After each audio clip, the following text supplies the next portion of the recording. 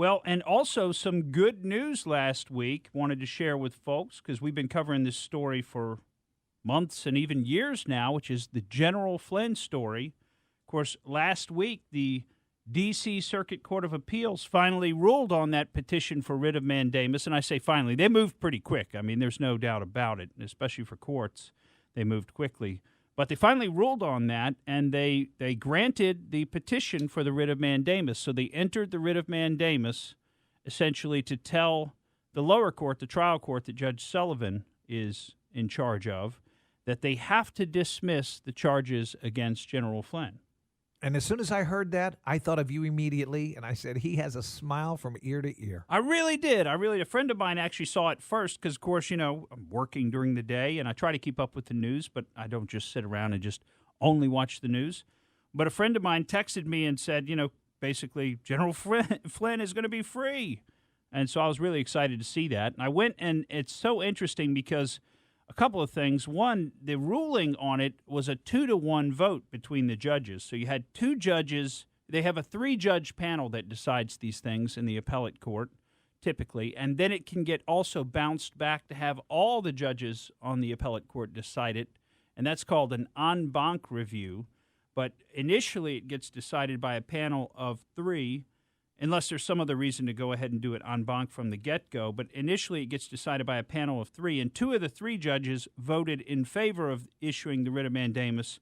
One of the 3 judges actually voted against it. Now, it was such a clear rule of law, it's almost hard to believe that one of the judges voted against it. But he did, and of course he was the appointee by President Obama, Judge Robert Wilkins, who voted against it. But if you want to take just a few minutes and go through and read the order itself, read the opinion that was issued by Judge Naomi Rayo and joined by Judge Henderson, it's pretty interesting because she lays out the legal reasoning behind the decision, which is essentially that the court cannot encroach, like we told you, on the prosecutorial discretion of whether or not to proceed with the prosecution.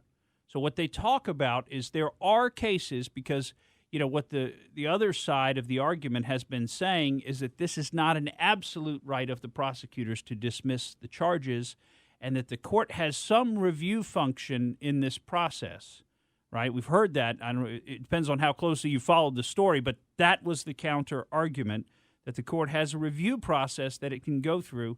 And what would be the point of a review process if they're required to rubber stamp it, right? Mm-hmm. What would be the point?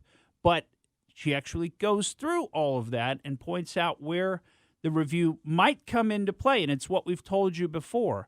And it is where the prosecution is wanting to dismiss the charges, but the defense doesn't want the charges dismissed. And why, you might say, well, gosh, when would that ever happen? That somebody who's a defendant doesn't want the charges dismissed. Well, the situation would be if they're dismissing and then they're refiling. Oh, I see. Separately. Okay. And so basically they're filing, taking it up to trial, and then dismissing it, and then refiling a new case. Okay. And then taking it up to trial and then dismissing it because they don't actually have the facts to succeed at trial, but they're using it as a form of harassment of the defendant. And that's what's talked about in the case law. And that would be a legitimate reason for the court to not grant a motion to dismiss by the prosecution. But in this case, as she lays out, both the prosecution and the defense are on the same side. And by the way, the prosecution actually came forward and said there are some facts that go into this. It's not just, we're deciding to drop the charges for political reasons or just because we're tired of this or we want to.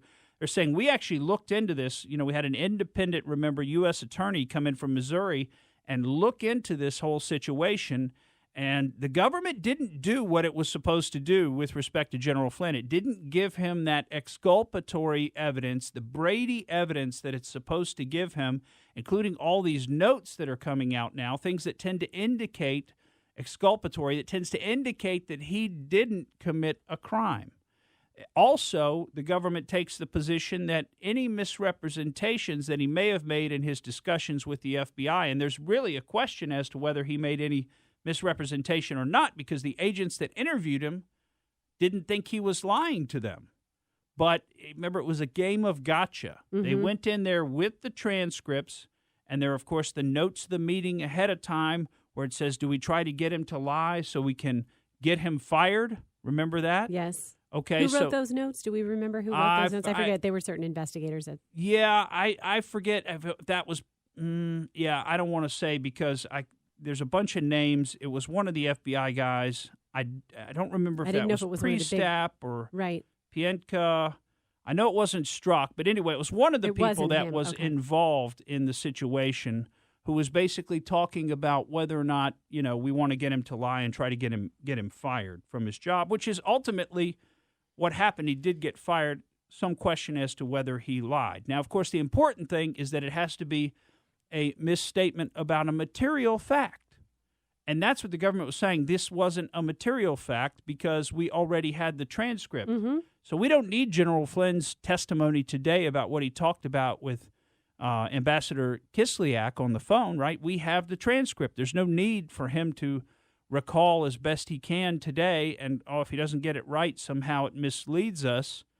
No, we have the transcript. So the government had come forward to the court itself and said, look, there's a lot of problems with the way that we pursued this prosecution. We have a lot of problems here, and we think given these problems and the review that's been conducted, the best thing for everybody is just to dismiss these charges.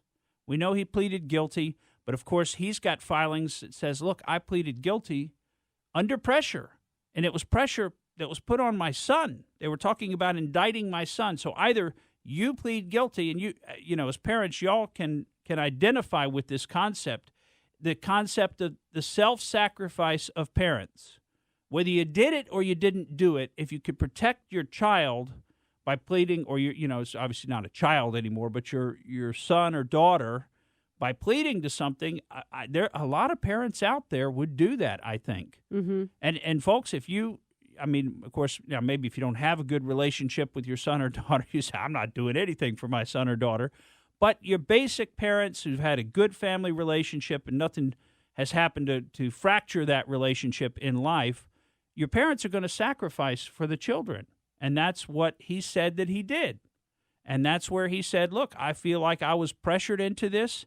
I don't feel like I did it. I didn't do what they say I did. And you didn't give me the exculpatory evidence that would have helped me to know that. It's not. See, this is the thing. General Flynn never even got the transcript until it was released now. So he never even knew what was actually on there. So he didn't know if he lied or didn't lie. Of course, you say lied or misstated or didn't misstate, right? Because he didn't know what was in the transcript and didn't remember. And they say he was having, dozens of telephone calls every day during that transition period. And you could just imagine how many different calls he had with how many different people, and they probably all kind of ran together. It'd be hard to remember. So is it weeks over, later. And is he done? Will he be brought back? Can it happen again? Does he have to continue to pay attorneys? Well, it was interesting because a couple of things have happened that I thought were interesting. One, the amicus that the judge had appointed, Judge Sullivan, remember, had appointed an amicus to argue against the government's motion in which the defense had joined. So the amicus, that ex-federal judge John Gleason, he actually filed a paper and said, hey, one of my review papers is all ready to be filed. My brief is done. It's ready to be filed. But in light of the ruling of the appellate court granting the writ of mandamus, I'm seeking guidance from the court as to whether or not I should go ahead and file this today because today's the deadline. And what happened is Judge Sullivan entered an order, and you might say, well, why doesn't the writ of mandamus just deal with that? And that is because there are time periods built into these things, so there's 10 days before it goes into effect. Also, there are additional review processes, so they could apply for, as we mentioned earlier, an en banc review of it. So these things could slow it down. It could allow these proceedings to continue. But Judge Sullivan did the right thing here, I think, and he entered an order staying any further proceedings by the amicus. So it looks like this has done it. Thank you for listening to the Morgan Streetman Show. We hope you enjoyed what you heard. And if you did, please click like and subscribe to help us out. And remember that we recommend that you exercise your brain at least once a week.